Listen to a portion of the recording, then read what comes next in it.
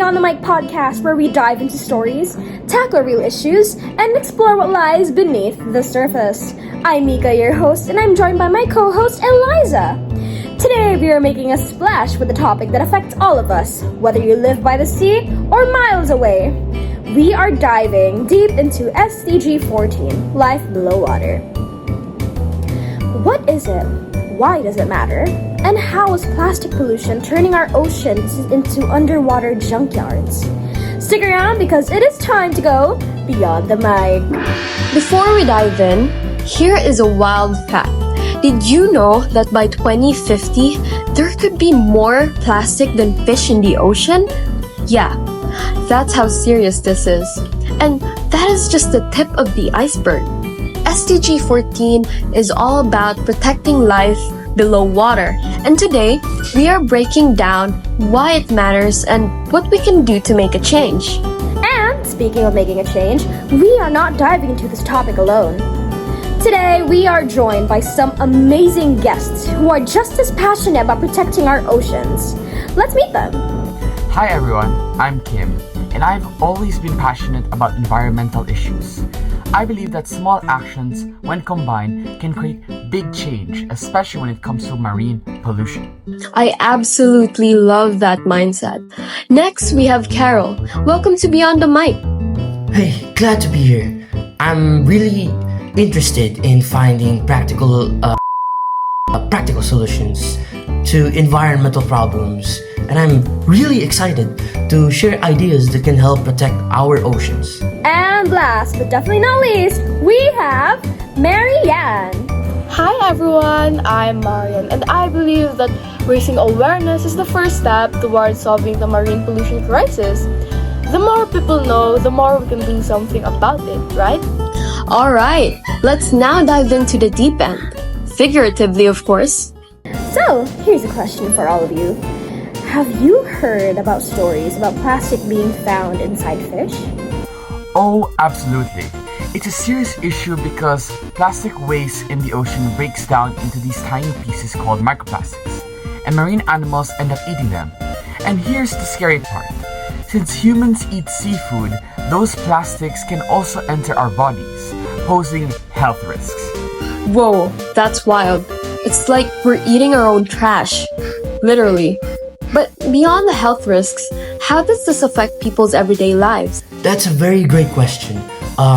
Coastal communities, especially fishermen, are hit the hardest when fish population drop because of pollution. Their income takes a very big hit. And it's not just an environmental issue, it is an economic one too. Imagine being a fisherman and realizing that the fish you rely on to feed your family are disappearing or contaminated. It is a direct threat to their survival, not just the ecosystem. That's tough. Imagine depending on the ocean to feed your family, only to find that it's polluted. Isn't it like the ocean is calling out for help, but are we listening? Exactly, and the ripple effect goes beyond the fishermen. Tourism is affected as well, like the coastal areas known for their beaches and marine biodiversity are losing visitors because no one wants to swim in polluted waters, right? So local economies suffer twice, once from the loss of the fish and again from the loss of the tourism. Oh, that's a double hit for sure. And it makes me think, if pollution keeps rising, it isn't just now about losing our beautiful beaches, it's about people losing their livelihoods and their cultures tied to the ocean, especially tribes living near the water. Yeah, it really is such a heavy reality. But let's flip the script. Are there real, practical ways to fix this problem? Definitely. It all starts with reducing plastic waste. Simple actions like using reusable bags, avoiding single-use plastics, and properly sorting out trash make a huge difference. Beyond that, we need stronger policies to regulate plastic pollution and invest in ocean cleanup programs. Oh, I love that. Small actions on the individual level and bigger moves from those in power. But let's be honest. Sometimes people think, I'm just one person. Can I really make a difference? What would you say to that? I would say yes, 100%. Every positive action adds up. Imagine if everyone who listened to this podcast decided to absolutely cut down on plastic. It would create a really big ripple effect. Excuse me. Ripple effect that could cut down and lead to real actual change. And there are so many examples of people making a difference. Like, look at the global movement to ban plastic straws that started with a few individual voices speaking up about this matter. Exactly. And even things like beach cleanups or supporting eco-friendly brands make a difference. I always tell people, your small actions may seem tiny, but they inspire others to do the same. Change starts when one person takes the first step. That is so true. And it's not about being perfect, it's about being better. Now, some people might not realize just how deep the problem goes, but, what are some surprising things people may not know about pollution? Let's see. One surprising thing about how far a plastic travels. Do you know that a single plastic bottle thrown on a street can eventually find its way to the ocean? Through drains and rivers. Once it's in the ocean, it can travel across continents. Scientists have found microplastics even in the Arctic or the deepest parts of the ocean. Isn't that surprising? Whoa, that is insane. It really shows how connected everything is. Our trash doesn't just stay in one place, it becomes everyone's problem. And here is another shocking fact.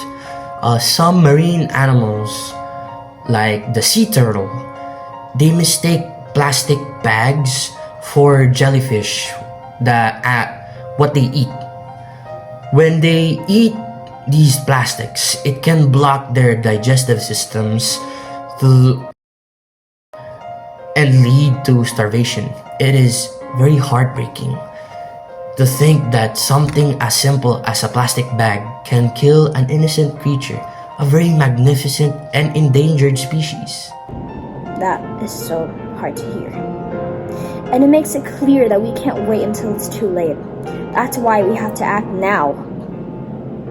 Before we wrap things up, Marianne, do you have any messages or advice for our listeners? Absolutely.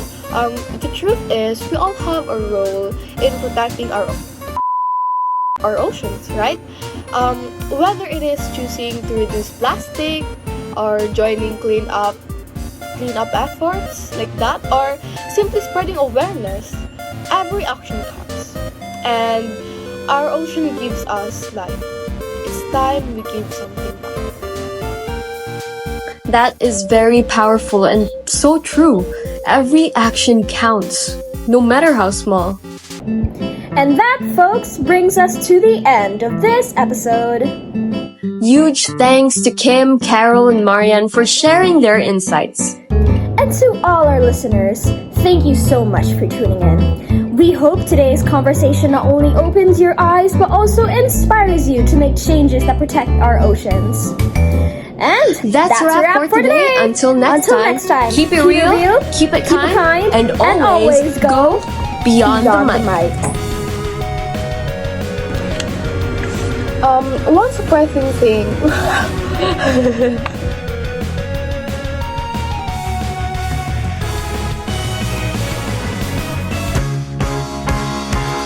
Why do you build me up? Buttercup, baby, just to let me down.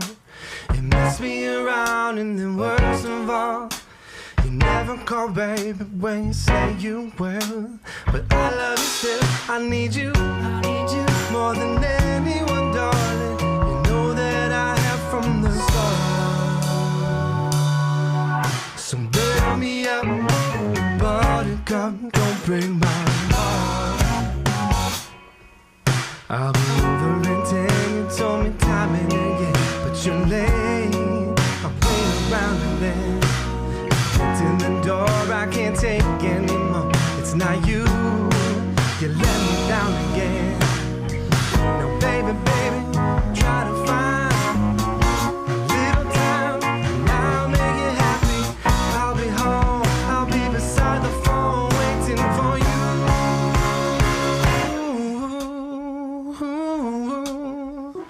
Why do you build me up, but